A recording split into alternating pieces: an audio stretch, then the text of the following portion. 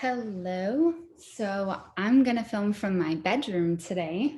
I feel like I have a new scenery every week. So these are some new plants that I got when I was in San Diego like 2 weeks ago. And I got these cute little fans for my room also. So I feel like I show you a different part of my house every week, but it's like 80 degrees here today. It's very warm, hence the tank top. And it's very sunny as always. So I feel like it's a perfect start to the week and a perfect way to go into today's lecture video. So I'm going to switch it up this week because I feel like I've been doing the same thing for 7 weeks straight. So I'm going to switch it up a little this week and I'm going to talk about the reading first because as you can see, I did a lot of highlighting and I thought that almost everything we talked about in the lecture could definitely be tied back to the reading. So I wanted to start there today. So just a couple of my takeaways. I put a couple notes up top that I wanted to share. My biggest takeaway from the reading in terms of education was actually something that I'd never really thought of before. And it's an interesting thing being somebody in college, but someone who's older in college. Again, I'm like 30. Most people who are in their undergrad aren't as old as me. There are some older, but for the most part, I'm a little bit older for this school in particular. And it was really interesting as an adult to kind of like see these things in a text and also like apply them to my life and be like, oh, wow, that's like a really interesting way to think about what higher education. And I think this, reading in particular was probably referring to, like K through 12. But I also, it really challenged me to dig in about college and higher education and especially me going in pursuing a master's. It's really interesting to think of how I've always kind of had a little bit of bitterness towards colleges. I was somebody who felt like I didn't really need to go to school or go to college to learn what they needed me to learn and then go out and be able to make money or have a career. I always felt like I should have been in control of like what my skills were and what I learned. And I didn't need an institution to make me pay them for them to give me a piece of paper that says that I know how to do something. So this reading just like really challenged me in a lot of ways. Some of my takeaways though from higher education and even K through 12 was that education really promotes self-interest and self-promotion, and it definitely feeds into more of like those liberal capitalist beliefs and structures that are in our society that we see everywhere. And a lot of times I felt like, when I finished reading this, I kept thinking, I was like, but the whole point, and, we've been talking a lot about like APC and unschooling and things like that. And I really do see the other side of it where it's like, but when you're constantly pushing your own self-interest, and I guess that's what like, in a liberal society, what the good life is, it's very like open to interpretation for the individual, and it's like what's best for me and my truth and like my life is the good life for me. And it really, I feel like education really only reinforces that. And it was kind of an interesting thing for me to think about because I'd never really considered it that way before. So it was really interesting. And kids in school, I wrote this down too, kids in school become more self-involved, competitive, and self-interested because they have to be. So if you think about like when you first go to school, even gym class, like I was somebody who really loved gym. I played a lot of sports growing up. I played soccer, I played softball, I was in cheerleading in high school, gymnastics. I've always done gymnastics, although I'm terrible at gymnastics now and I'm terrified to even do a back bend because I might literally throw my back out. But um, I was taught at a really, really young age. And I guess if I look back, it actually started in school. And although gym and like physical education in school is it can be a really positive thing for a lot of kids. It's a good introduction to sports and collaborating with other people and teamwork and self-discipline, all those things. But it also really reinforces that idea of competition. And it was interesting. I don't want to jump too far ahead, but with your sister's interview, it was really interesting when she started talking about competition and how when you eliminate that competition, it really does give the individual the freedom, the true freedom, and the opportunity to learn and function and be how they feel is best, not what everyone else in the class or in the school or on the team is telling them that they have to be. And it is really interesting. Like, I was thinking about gym class a lot, and there was a lot of like healthy competition, but then again, like that's all relative. Like, what exactly is healthy competition? Is competition ever really a healthy thing?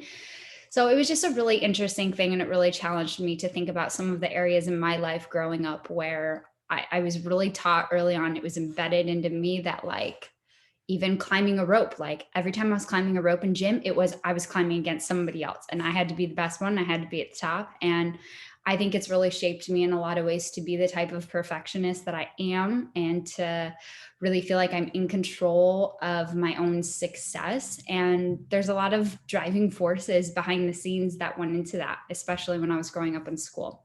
So that was one takeaway that I wanted to share with you.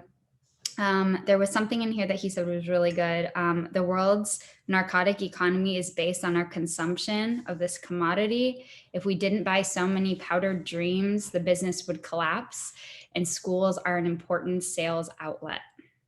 And I think that's actually probably a better way to look at higher education more than anything. Definitely more of a business. And if we don't buy the product, they try to dissuade us and say, well, you won't be able to get a job. You won't be able to take care of yourself. You'll be behind. You're not going to be able to compete with the rest of the world. You're not going to live up to that standard. You won't be successful. So you have to buy my product. And it's almost like, my husband works in real estate sales, and I'm like, it really is kind of the same thing. And it's like people feel like they have to buy a house and they have to do these things. And if they don't, then they're behind. And it's funny. My husband's like, there's so many like 30-year-olds who are out here and are like, I want to buy a house now. And it's interesting because they feel like it's something at this point in their life that they have to do because society is telling them that they won't be an adult if they don't buy a house. We're in real estate and I don't even own a home. I rent my apartment. It's much cheaper to rent an apartment out here, and I don't have money to get into debt and do all of that. So it's just an interesting way to think about education and how things are sold to us in certain ways in our society. And there was one thing that really reminded me of Lex's interview when it came to bullying. It said, our teenage suicide rate is the highest in the world. And suicidal kids are rich kids for the most part, not the poor. In Manhattan, 70% of all new marriages last less than 5 years. So something is wrong for sure. And then there was one thing kind of skipping down. Nobody talks to them anymore. Without children and old people interacting in daily life, a community has no future and no past, only a continuous present. In fact, the term community hardly applies to the way we interact with each other. We live in networks, not communities, where everyone I know is lonely because of that.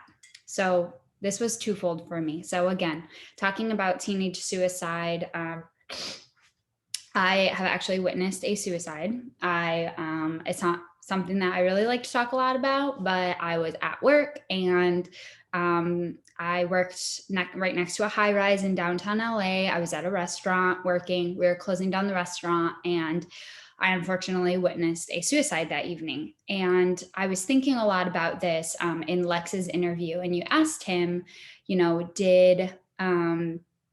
do you feel like a lot of bullying and like harassment at school and competition, all those things, but mainly bullying, do you think that exists a lot more in the co-op or like your public school that you went to? And he said something that I thought was really, really sweet, and I don't want to misquote it. Hold on one second, sorry. He said that bullying he felt was passed down from person to person. So in adult words, you would say that like the perpetrator or the person instigating it then, bullies someone else, the bullyee, and then the person who was just bullied then goes and carries on that cycle. So it's like this kind of ever changing, ever evolving thing that gets passed down from person to person to person to person. And he also said that they actually really like being nice because most of them were homeschooled. They're more confident and don't need to be mean to others to feel good about themselves because they already do. And I think that suicide a lot of times is actually tied in a lot more with school than people realize, especially adults. I feel like don't realize this. I feel like a lot of bullying and like self-deprecation and things like that are very much so linked to anxiety, depression, which can lead to suicide and other things like that. Um, if you look at New York is a highly competitive, insane, like I tell my husband all the time, he's like, I would love to live in New York. And I'm like, I would rather die than live in New York. I feel like there's just so much pressure and there's so much like system based, whatever, that, it really does weigh on people a lot. And then there was just one more thing, and it was towards the end, I think. There was just one more thing that I wanted to touch base on before I wrap up this video. They talked a little bit about community service at the end here, and how for 5 years he ran a guerrilla program where had every kid, rich and poor, smart and dipsy, and he had them do 320 hours a year of hard community service. So being involved in your community and servicing other people for the good.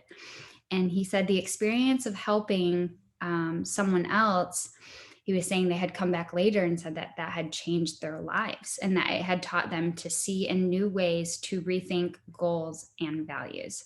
And I wrote down here, action in kindness versus what you know. Education can never teach kindness and service.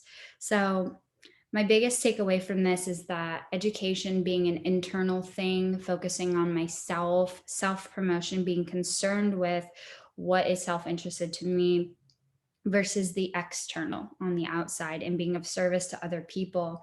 And I also wrote down, we're taught to be our biggest fan, the all-consuming me.